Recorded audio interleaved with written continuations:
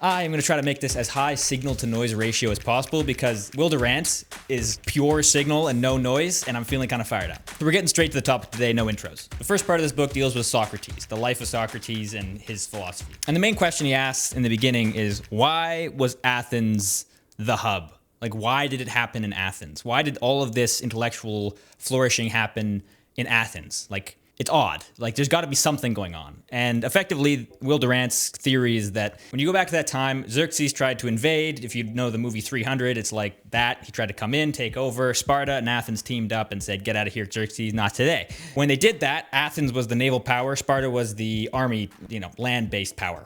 And Sparta then buzzed off and became kind of hippie, commune, ultra-masculine, but not very creative people that kind of just till the land and return to nature. That was their thing, which wasn't very productive on the arts and sciences. Athens, on the other hand, did something different. They had a bunch of boats that were navy boats, and they turned those boats into merchant boats. And then those boats then led to a bunch of commerce trading with different places. They started traveling farther, doing more business-related things, trading for things in Egypt and farther. And it created a lot more flow in both the economy and ideas. So people in Athens were exposed to a lot of ideas from all these different people from all these different places kind of coming around this economic hub. In addition, all of this commerce led to a wealthy class emerging. And this wealthy class was able to spend a lot of time thinking and not much time tilling the fields. And having leisure time like that is a necessity for doing thinking that isn't directly pragmatic. Doing thinking about philosophy and the broader nature of life and the stars, etc., is not very conducive to eating. So you need to have some, nest egg with which to rely on before you can just, sit around and think a bunch. And so that's basically what Athens was. It had a class of people that could do that, and it had a bunch of mixing of ideas. And when you have a bunch of those mixing of ideas, you see a bunch of different perspectives. You're exposed to religions, to cults,